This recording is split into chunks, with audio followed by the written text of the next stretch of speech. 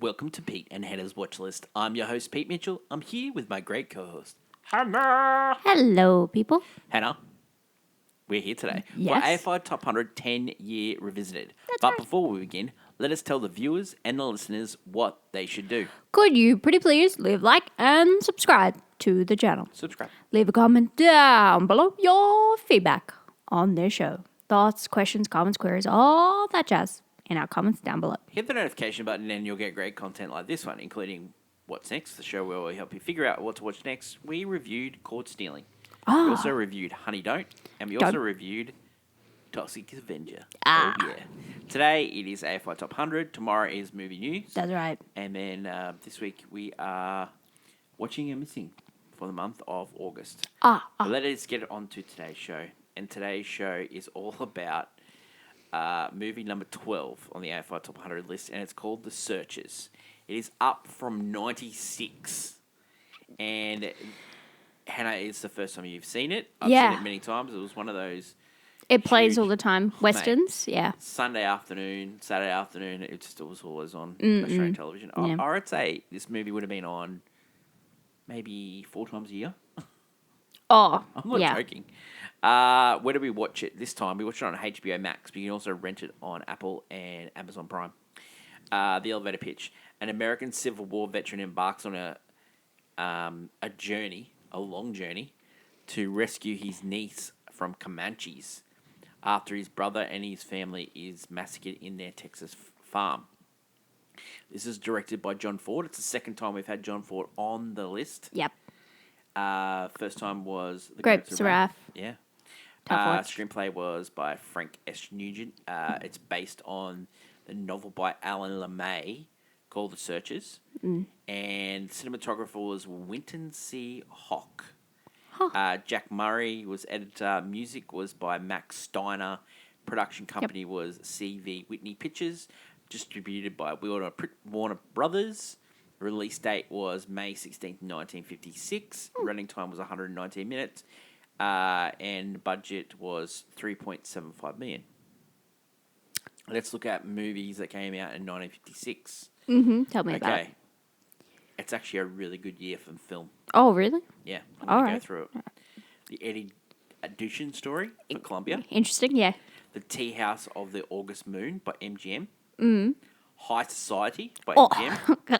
Love that film. War and Peace by Paramount. Oh, yeah, okay. The Trapeze by United Artists. Yeah. The King and I. Oh. 20th Century Fox. Roger Hamstein, yeah. All right. 7 Wonders of the World by Cinerama releasing. That's good. Okay. Giant. Oh, Giant, yeah. Yeah. Around the World in 80 Days. Yep. United Artists. Yep. And then 10 Commandments.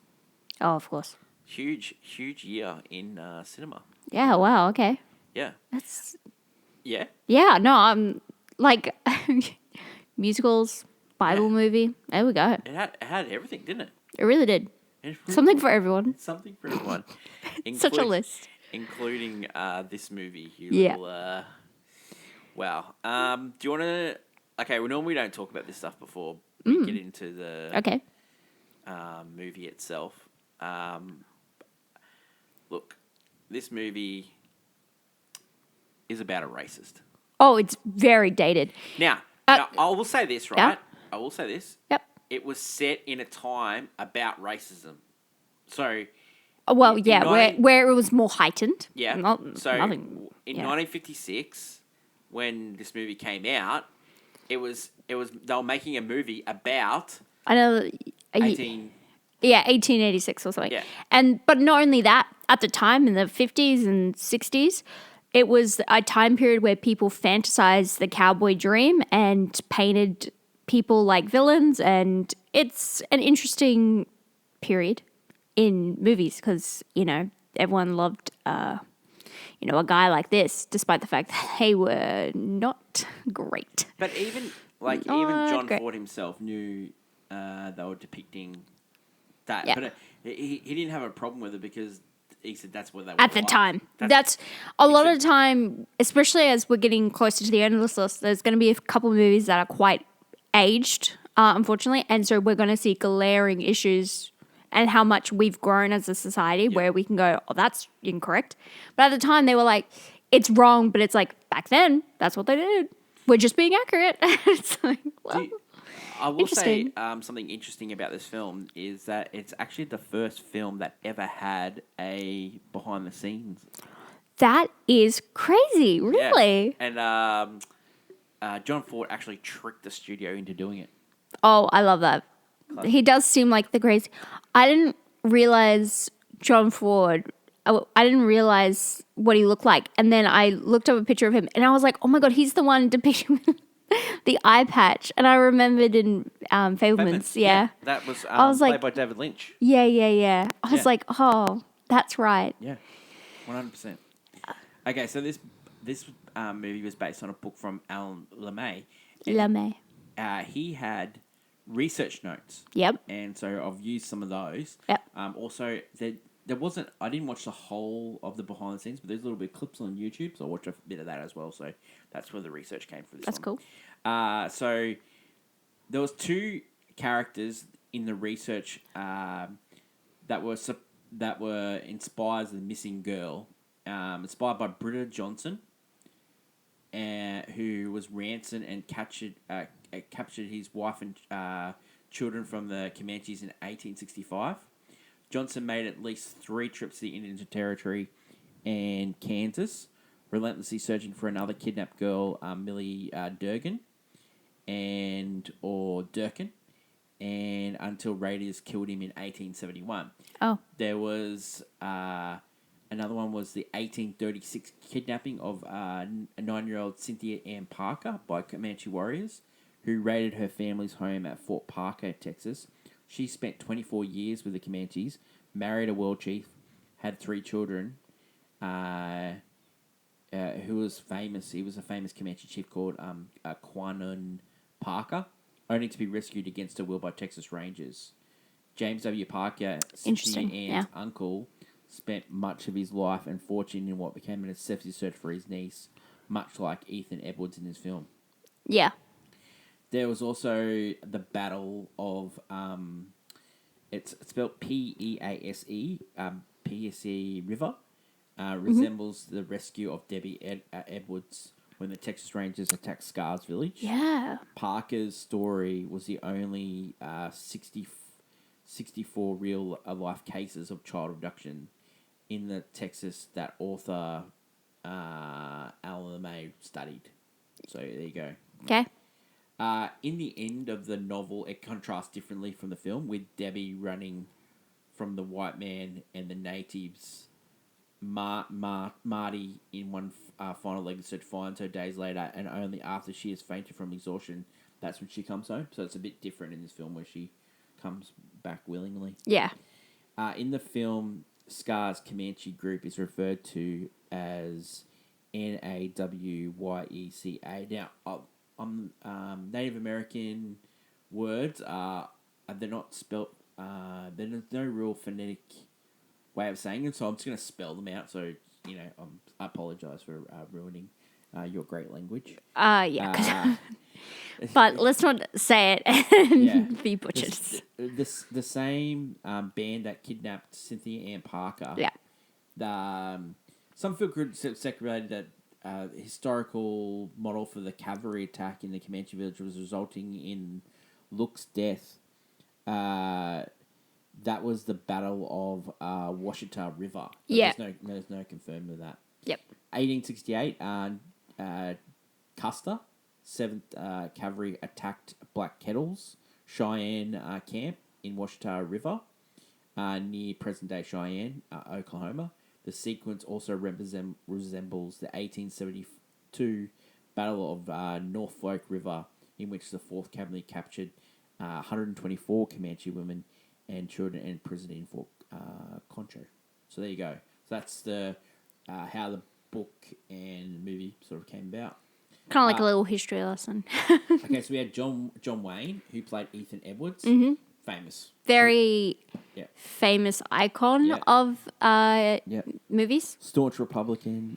Yeah, Anti-communist. not the greatest person outside of and even his characters, but he was very well remembered. He's like the Thanksgiving pilgrim. There's a great podcast about Yeah.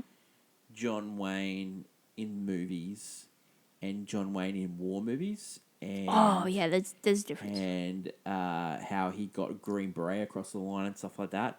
I think it's Do We Get to Win This Now?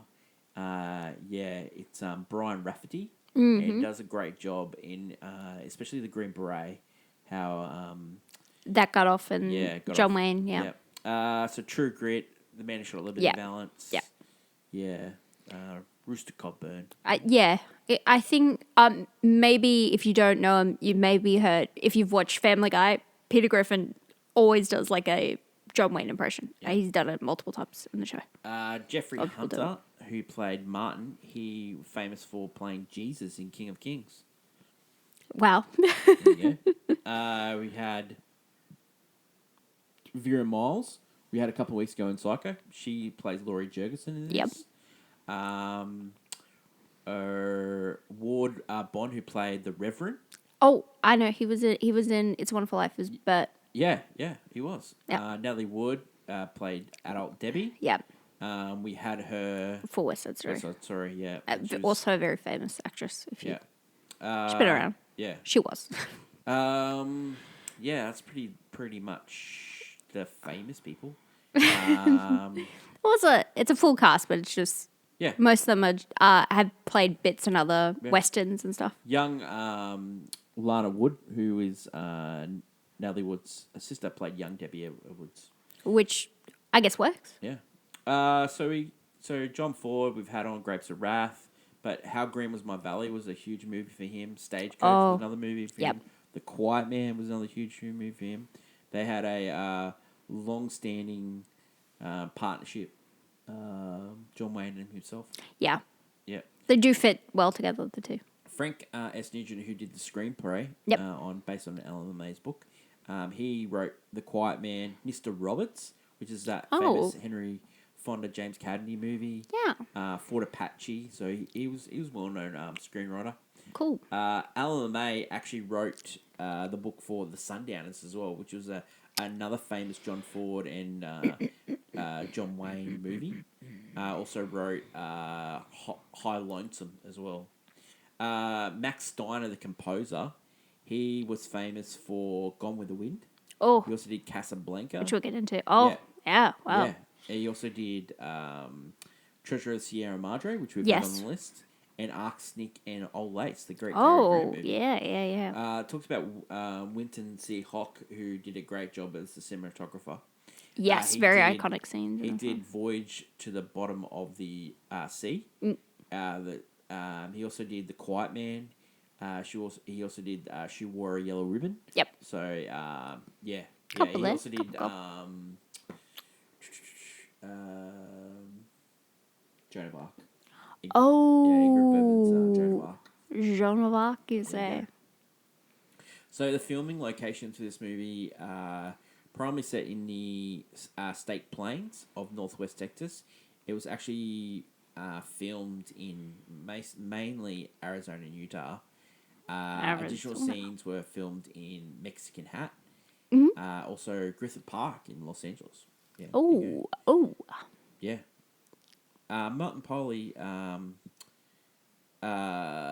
Ford originally wanted Fess Parker for the Martin role. Oh, okay. And he played Davy Crockett on the television. Oh, so yeah. But Walt Disney wouldn't release him, so there you go. That makes sense. So Disney was not a fan of ever allowing people to do other stuff besides Disney work. According to Parker's videotape interview on the Archive of American Television, Parker had said retrospectively that it was easily the worst career reversal. So he really wanted to do that movie. Yeah. Yeah. The Searchers first went into production and was distributed by Warner Brothers. And it was one of those ones where the producer of this movie only produced like 3 films in the end. He did a movie called Missouri Traveler, The Young Land, and this. That's all he did. So normally, like on this list, there's like producers that have done multiple. Yeah, dishes. of course. This guy did 3. And then called it a day. And called it a day. Yeah, he was described as a distinguished turfman. Oh, okay. So putting out fires. John Ford seems to me. That would have been an interesting. He had a vision. Yeah, and so I think He had 100%. He had a vision. maybe he was like, I don't know if this is cut out for Yeah. me being producer. If this is what I'm going to look forward to, yeah. John Ford is a visionary director with ideas. Bosley Crowther, who we've had on the list many times, he wrote in the New York Times, is called this movie a rip snorter western. Oh, okay. Yeah. He credits Ford's familiar corp of actors, writers, Yep. to give the gusto to this film. Frank S. Nugent, whose screenplay from the novel of Alan LeMay is a pungent thing. Right on through the cast, the technicians. Mm-hmm. It is an honest achievement of a well-knit team. You know what? I will say this movie, you can definitely tell it was well made. Oh. I have a lot of gripes with this movie, but one thing you can 100%. definitely say, it is well made. It's a well-made movie. Yeah. Not everyone Very was much. a fan of this film. Interesting. Tell me. But it was more critically praised than some of the movies that won Oscars that year. This movie was not even nominated for 1 Oscar. Yeah, because this movie it's questionably more... I will say this movie, it is 7th on the Sight and Sound list. Oh, Normally, okay. Sight and Sound movies don't mix with AFI. It's actually 7th. Directors love this movie. Yep. I would say, yeah. This is like a huge director's movie. This is... No, because... I will be... I am surprised that... No, that makes a lot of sense. Koch... Hoch... Hoke... Winton C. Hock... Yeah, Hock. Hoke... Where... Winton. H-O-C-H. Yep. I was surprised he wasn't nominated because the movie does look good. Oh, yeah. But this is as you were stating, director's movie, you know? Yeah. Very much so. Film scholar Ed Lowry, he wrote, while the Comanches are depicted as utterly ruthless, Ford ascribes motivations for their actions and lends them dignity befitting a proud civilization.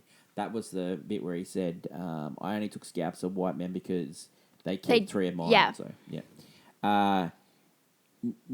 Never do we see an Indian commit an atrocity either.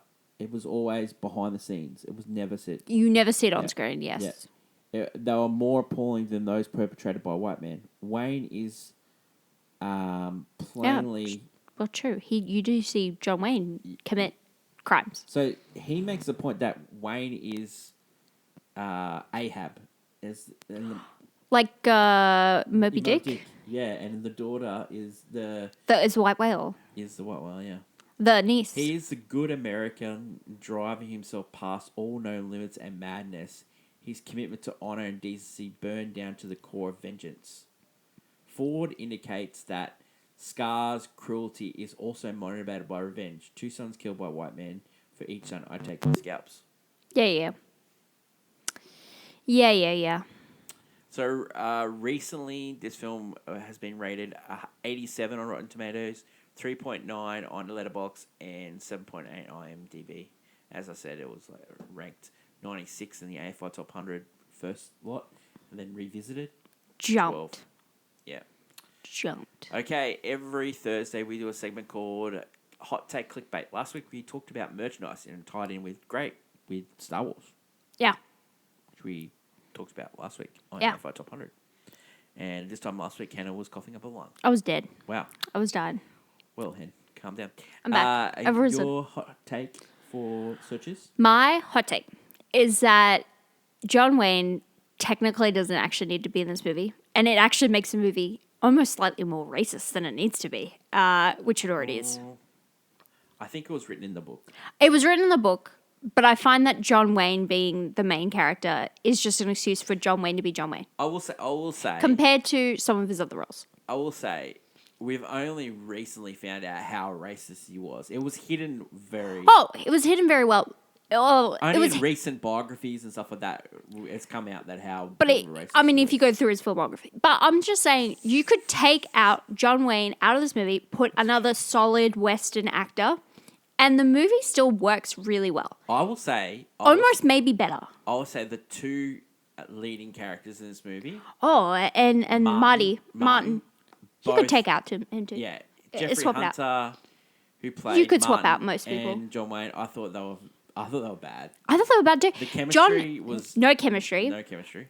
The dynamic and writing When he's works. trying to do nice things, like it didn't even come across that way. The dynamic works. I would have loved the twist because Marty, you don't actually know his parentage. If like John Wayne was secretly his father, it would have been great. No. That's what I You're thought. going into my clickbait. Oh, sorry, I won't bridge. But my clickbait is that John Wayne didn't need to be in this movie. You could swap him out for any actor, and it's still a solid Western movie. It literally doesn't change because it's just John Wayne being John Wayne. I find his performances in True Grit or in Men Shall Liberty Valance or even some of his others to be a much better performance. Like sometimes he's actually trying, like he's actually like, pretty good.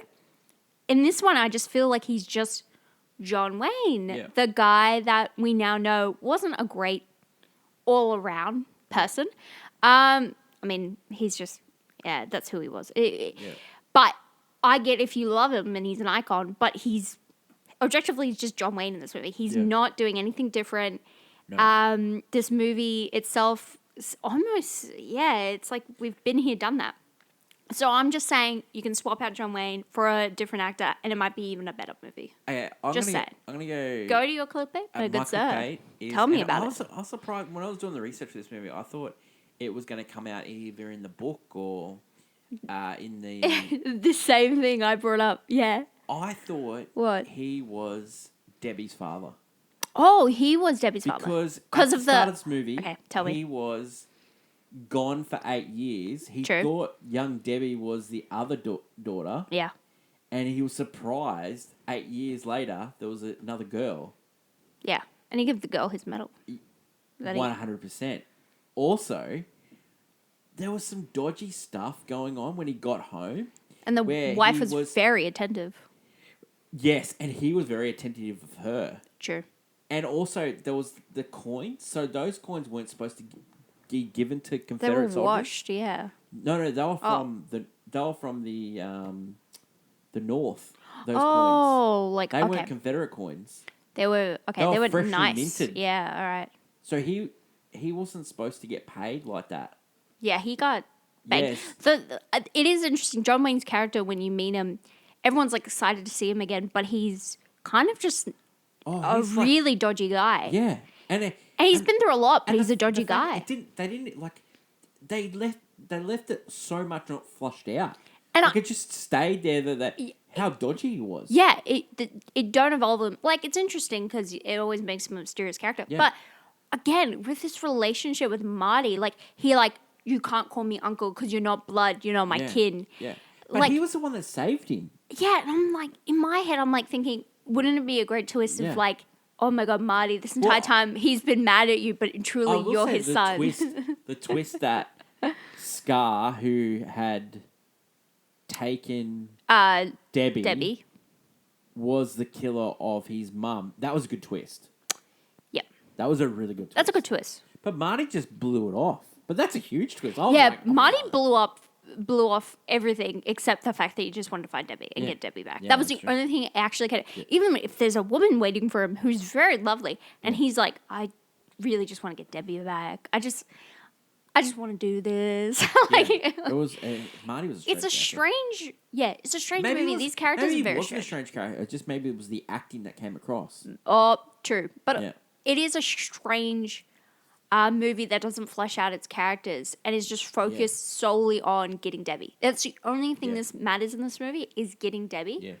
And even with all these side characters, their story doesn't matter as much as Debbie. All right, let's get on to Pete and Hannah's review. Let's start with Scene Breakdown, and Yep. it's Texas, 1868. Ethan has come home from the Civil War.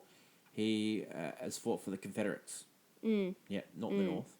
Yeah. Straight away at the dinner table, just straight away racism. Just giving it to young Philip Martin. Yeah, who is 1/8. Ethan saved him. He's 1/8 Cherokee, I Yeah, believe. 1/8 Cherokee. 1/8. Yeah.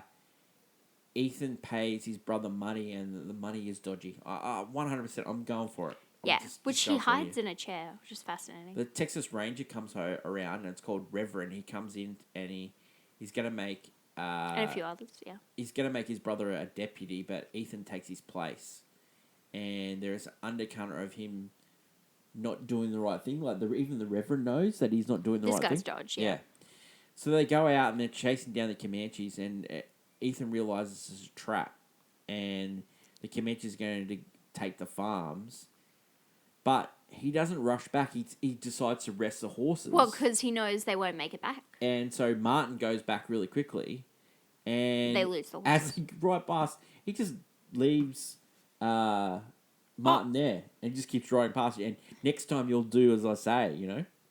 Oh yeah, I know. Like teaching him a lesson now, like. So while that's happening, you go back to the farm, and the father realizes we're going to get attacked. Then Lucy lights a lamp, and then the mother like screams at her not to, and then she screams that the Comanches are coming. It was like just giving away the position. Awful, yeah. Daughter's awful, Yeah. and then they tried to get Debbie out. Yeah. Yeah, and go to your hiding spot. And the hiding spot's terrible. That's where Scar looks first. Because he's outside. Yeah. So that's a hiding spot. Yeah. Yeah, it was terrible planning by this entire family. Yeah. If they got attacked. So unfortunately, Okay, so things happen. So Ethan finally gets back, and the house is burnt out. The back of the ranch, the brother, the sister, the brother, the mother, and the father. Yeah, his brother, his sister-in-law, Yep. and nephew are all dead. Yeah. And 2 nieces have been taken. Yeah, and the mother was not left kindly. And then after the funeral, the Reverend's doing the funeral, and then Ethan's telling him how to do the funeral. Yeah, because he's like, we got to stop this. We got to go. No, but like he's like telling him how to do it. Oh, it is odd. Yeah. Like he's like he wants things done his way. Yeah, and doesn't want to. yeah. And everyone else is just an idiot. So he goes, okay, let's get the chase on. And then he refuses Martin to come, and then Martin ends up coming. Also, the Jorgensen's son, who was dating Lucy, is coming as well. Because Lucy's been kidnapped. Along with Debbie. Yeah. So after the funeral, you get Ethan. He goes. They find an Indian, and he's been buried, and this is where Ethan desecrates the body, because he's making a point that in the afterlife, and this is what the Comanches believe, that he will he's going to take away his eyes. He shoots his eyes out, so he will render eternity with no eyes. It's so salty. Yeah. Like, it's so petty. Yeah. It's unnecessary. And he also, like, he's the most knowledgeable about... well, he actually speaks Comanche. Yeah, because he even was like, they didn't even bother to really hide the dead. They want us to kind of follow, because they know we won't win. And it's like, wow. And you're such a... You're such a petty little guy. Maybe it is. Maybe it's right John won't play this role. Maybe. But maybe you don't have that. Okay, so they find the camp, and Ethan wants to take them out straight away. He wants to go straight at them, right? But everyone else wants to negotiate, which is just terrible idea. He knows that his nieces are gone. Like, it just knows. Yeah, he kind of is on a... So he's saying he wants to get his nieces, but he knows that it's so unlikely that they'll make it. He's just there to just take... He just wants to take his... He's taking names, and that's all he cares about. He's just over. What happens is, it was like a setup, because they send in a negotiator, and they were getting surrounded, so they end up having to run across the river, and then they get on the other side of the river, and then they start shooting. And again, he is told, once again, well, let's take these guys out. And he goes, no, let them collect their dead. Like, he is like, totally gets it. So then he's like, I'm off all of you guys. I'm going to go myself. Ends up Max Jorgensen and Martin end up coming with him. And so they're riding. The Reverend's gone back to camp, sort of thing like that. And so he goes off, and you don't really know this. He goes off, and he comes back, and he hasn't got his coat. Yeah. And Max goes, "Oh, because he saw something in the canyon." And then he goes, "No, I don't care about my coat." And then so they find this camp, and Ethan goes, "No, they're not there." And Max goes, "No, I think she's there. I see her dress." And he goes, "Well, I know it's not there because I found her dead. And I buried her in my coat, so I know she's dead." And that's just... it just sets Max off. That's just someone wearing it. Yeah. Sorry, it sets Brad off. Sorry, Brad. Yeah. Brad Jorgensen. And Brad tacks the camp, and you hear... You don't see it, you hear Brad dead. Yeah. And so Martin and Ethan collect Brad's body and sort of like, Yeah. This is a not great time. He doesn't take it well. And so a year passes, and you don't even know it until they end up at the Jorgensen's place, and then you find out a year has gone because they discussed. They asked, "Did you get word about Brad?" Like how much time? Yeah. Ethan tells Martin at the Jorgensen's place, "You're not coming with you anymore. I've got jobs to do," and he gets a letter from the Jorgensens, and there was a guy called Fodderman who's got information about Debbie. And so him and Martin get into a fight. Martin he's totally unaware that Laurie is so smitten with him. Smitten with him. Yeah. And not only that, like, everyone wants him to set up in a nice life with Laurie at the farm, like, enjoying life. And but he can't. Ethan even wants him to, just stay here. But you can run my farm, because he goes, "No, it's Debbie's farm." He goes, "No, it's my farm." The cattle from and you from can run it with the farm. Jorgensens, and you're going to get a good wage. You're going to meet Laurie. You're going to have a good life here. Because Ethan, all he cares about is just revenge. He doesn't even care about finding Debbie. He thinks it's over. Yeah. So Ethan goes, "No, I'm coming," and then Martin sneaks off. Ethan sneaks off. Martin finds out in the morning, chases him down, and then they go to the Fettermans, Futterman, and he gives them sort of information, and so they go together. They go together, and they're riding off. And the night, he's like putting a fire on. Martin's like trying to sleep. He says, "You're making the fire too hot," and then he like tucks Martin in. Then he pretends to make a camp for himself, and then he goes and back and hides because Futterman's there to shoot both Martin to stop and them. Ethan. But what Ethan does, he just shoots them. Yeah, because he's like, "I know what you did." And then Martin's like really ticked because you set me up. You made me the bait. Yeah. Yeah. Of course he had to. Yeah. So then Martin writes a letter to Laurie, and then you get the next few scenes. You get a voiceover from Laurie reading the letter, and so it goes through a passage of time. Yeah, and then Martin, unbeknownst to him, makes the trail. Yeah, he makes a trade. Yeah, and ends up with a lovely, lovely woman. And they can't communicate, which is and then Laurie goes off and she burns a letter. Oh, she's ends up like you can see like she's going to start dating Charlie. Furious, yeah, because he's always there in the home playing his little guitar and just so like they trying finally to question the wife about Scar. This is, and then the wife sneaks off. This is to believe the leader that has Debbie. So the boys are going hunting. They're sort of like trying to find where she is, but they find like these buffalo. Yeah. And so he's shooting one, and then he just starts shooting all these buffalo because he doesn't want any Comanche to have the buffalo. Yeah. Okay. It's just despicable behavior. The cavalry comes through, and Ethan finds Marty's wife dead. Yeah. But he also finds remnants of where Scar was. Yeah. So. Yeah. This is. So then they go to this cavalry sort of camp, and there's like Women supposed to be and women, white women, so they're who were and they've trapped. just completely just left the reservation. Basically, like they're just there's not there at all. yeah. Pardon my French. They are Um, unfortunately very disturbed. broken. Yeah. And so, and he goes, "That's what Debbie's gonna be like when we find her. Just remember that." Oh, And it's like Ethan, like I don't think he planned to bring Debbie home. Like he's no no. planning of bringing Debbie home. This is just revenge So for the what chase happened. has gone for 5 years. Comes to an end Mm. when they find Scar and Debbie, because they have like a meeting with Scar because they want to exchange, because they get a Mexican helper, and who has dealt with Scar, and so they pay him. And so they sort of like do a deal so that they can do trade with Scar. Yep. And so they go in there and they see Scar, and it's like Ethan knows that it's Scar.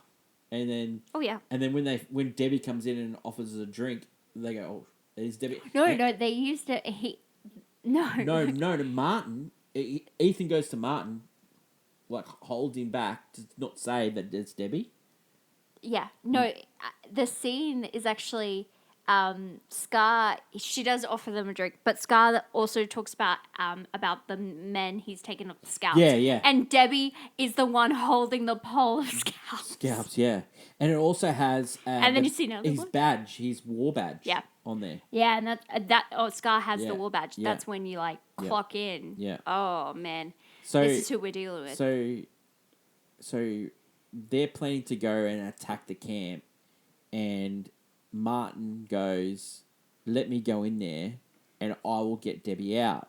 Well, And then Martin, and then so Ethan goes, "No." So Debbie comes down, Yep. and says to Martin and Ethan, "Get out of here. You're going to get attacked." yeah, and then- I want to stay. Ethan's like, "Get out of the way, Martin. I'm going to shoot Debbie." Yeah, 'cause And then, before he gets a chance to shoot Debbie, Scar shoots Ethan in the shoulder. oh yeah, bad. And then Martin starts shooting at the thing. And then Scar's horse dies and he falls down. Yeah, and then steep they have to make a run for it. And then they're in this like canyon and they're shooting at the Comanche. Yep. The Comanche is just coming in waves. It's actually quite like... Oh no, very really well shot done. scene. Action. It's Incredible really scene. amazing how it's You well really shot. think this is it?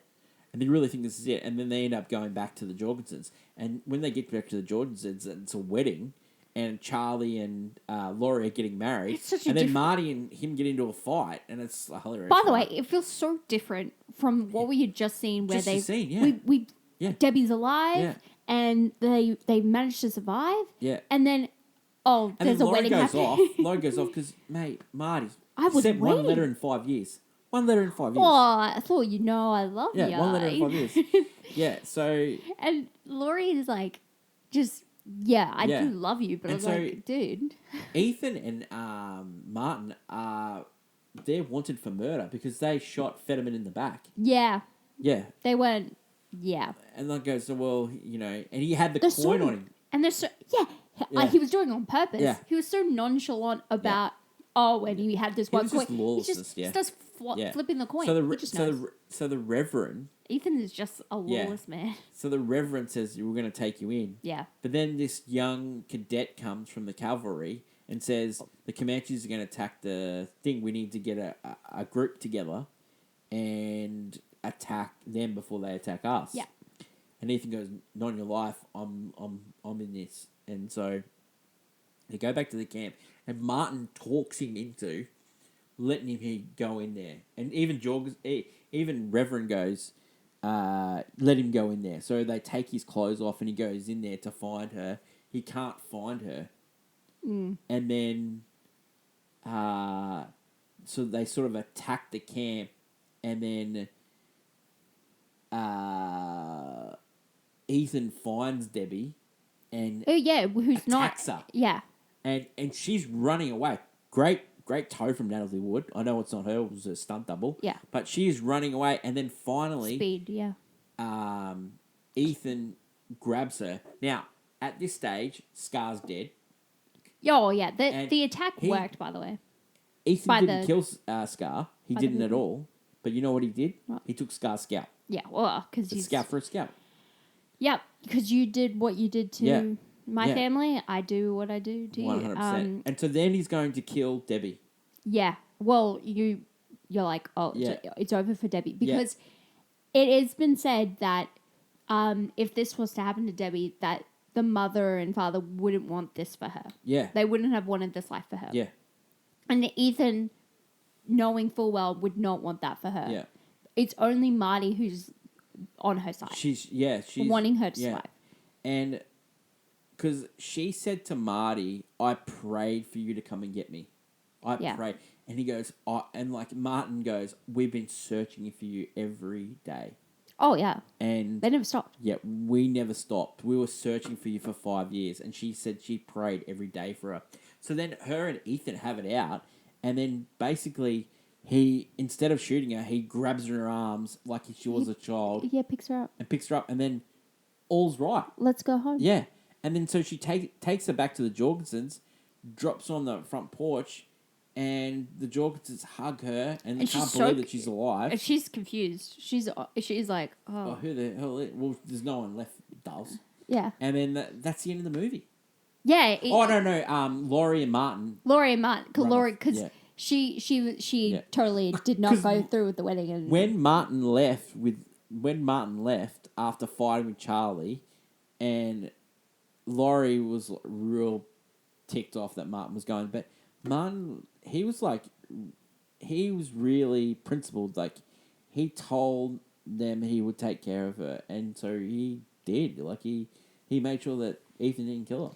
Yeah, because Marty was like the voice of reason when it came to how much he loved that family. Like, voice of reason in a sense. He loved that family. He loved Debbie like a sister. Yeah. Like, it was important to him. It's what he's been hoping for all this time, to get her back alive and safely. And at the end, he wins because he gets her back, and Laurie waited for him, despite the fact she was like, I shouldn't wait. And then she ended up waiting. Yeah. So, yeah, he was the real victor. And then John Wayne's Ethan was also a victor because he got his scalp in the end. Yeah. Yeah. Strange film. Oh, also great ending shot. The music playing, and you just see the door, and you see John Wayne kind of just walking away. Yeah. Because as most westerns, the hero either ends up in a shootout or walks away. Yeah. That's classic. It's classic. Okay, Reasons 2. Wow. Okay, it is John Ford. It is a western with John Wayne. Yep. It is definitely something. It's hard to explain. It definitely looks good with that Panavision, doesn't it? It's like, I can get it if you're a western, like, love western movies. But I seriously think there are other ones so similar to this one, though. I think Stagecoach is better than this movie. I think Stagecoach is. But also, like, movies, like, if you're picking this movie, maybe Man Who Shall Live in Valence, but then you're having another James Stewart movie, and I get But do you maybe know... not. But then, I just yeah, like so many Stagecoach different directors, producers. Like David Lean, who did Lawrence of Arabia, said that Searchers was like huge inspiration for Lawrence of Arabia. and it's so strange to me because The Searchers compared to another Steven Spielberg, like he talks very highly of this movie as well. Yeah, Reasons not to. it is not aged well. If you do not like, if you're a very politically correct person who doesn't like watching, this is very harsh. I don't have themes. a problem with that because of what year it was depicting. It was depicting a very racist time in 1858. Yep. So I'm okay with the movie depicting Depiction? that. Sorry, 1868. I haven't got a problem with that depiction. I have a problem with the fact that there's just so many things just not necessary, like him shooting that. No. I devil. haven't got a problem with that at all. I have a little problem with that. because he was vengeful. No. I haven't got a problem with that. My problem is there's so many underlying things and just none of them was scratched. Oh, yeah, you're talking about there's storylines not developed. Yeah. Or the fact that when you look say at those things. But then also when you look at that movie to the other bodies of work of John Ford, all the other bodies of work of John Wayne, all the other body of work of just westerns. And don't you think it was like really weird that they never really knew? You never really knew how many years it was. Like to I think, don't mind that because no, but to you think, get that in the details sometimes when you're watching it. no. I don't have a problem with just doing it by details, but it's really important that these guys, you knew they were going through something for 5 long years. Yeah. You did like there was a little bit of aging with John Wayne with grey hair and stuff like that. I know. Like, there was like no like how hard it was for these guys. They just went from there was no where was the adversity?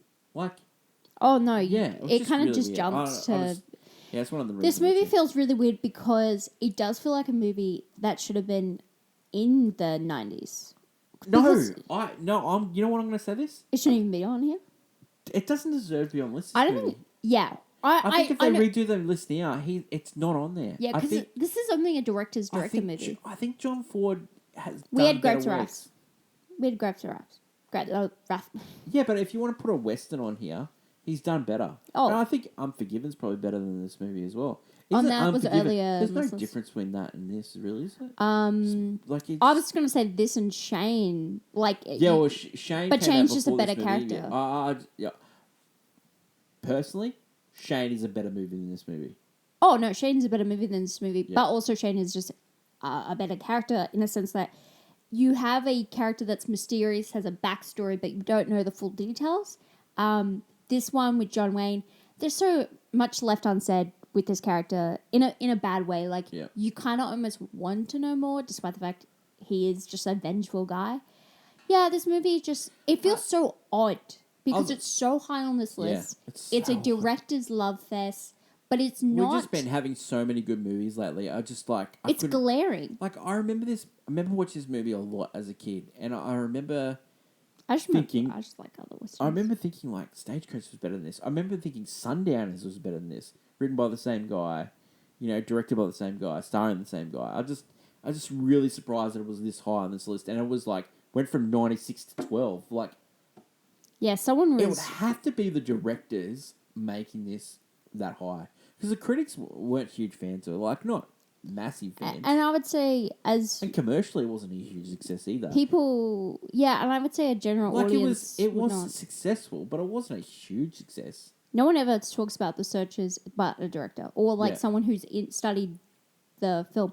I Yeah, wouldn't even buy this on Blu-ray. I'm really honest. you're Tim. just. It's so disturbingly weird. The fact Okay. it's just so. It feels weird because compared to the other westerns we've had on this list, it just doesn't make the mark. It feels like a movie of its time that I don't think necessarily aged well. Like we've had way better movies.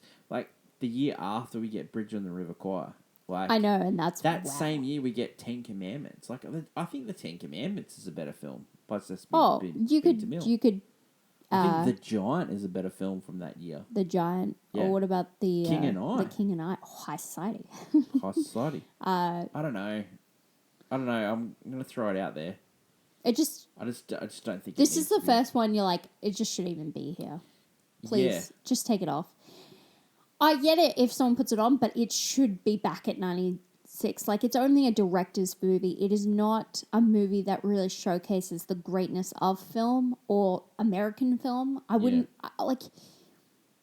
I get it, maybe putting another Western in this spot, but just not this one. Have a look at some of the movies from 1956 I know, that it got just feels released. off.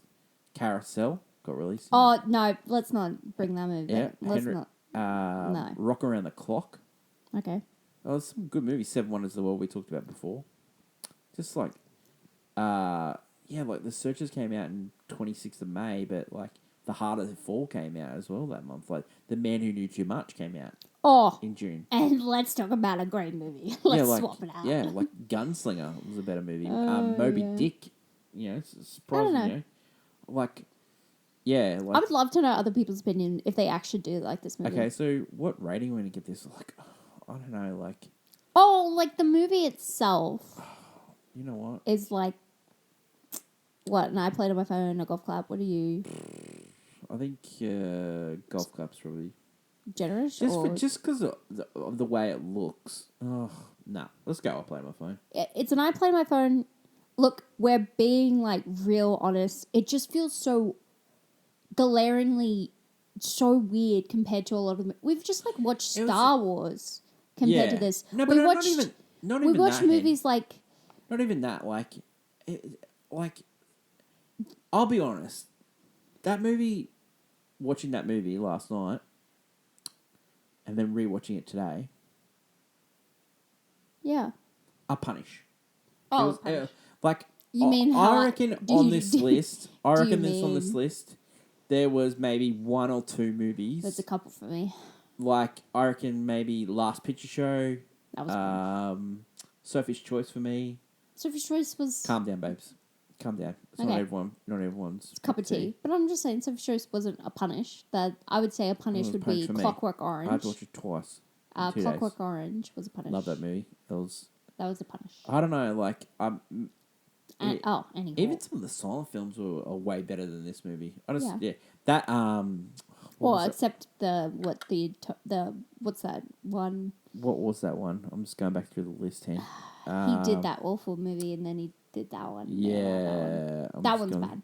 It went for ages. Remember? 3 hours. Intolerance. Intolerance. Yeah, Yeah, no, I wasn't a fan of Intolerance. did not- I'll be yeah. honest. I wasn't a fan of that. That was a punish. that was punish. That was a punish. I watched that twice, and I'll never watch that movie again. I'll never watch this movie again. I'll watch this movie heaps as the. Maybe you disagree. Leave a comment down below. Maybe you'll like this movie. Anyway. Yeah. Do you like The Searchers? Do you have a favorite John Wayne or? I will say this.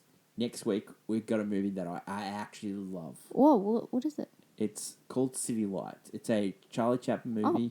It's a romantic comedy. Oh. And it is Hello. very, very funny. I love this movie. Wow! Such a different turn. No, I love this movie. It is one of my favorites. Such a turn. It was one of those movies that went up a lot too.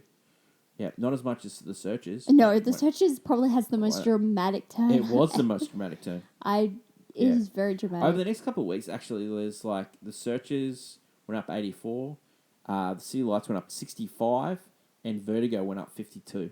Yeah, Vertigo is the most interesting. Yeah. So that's it for today's show.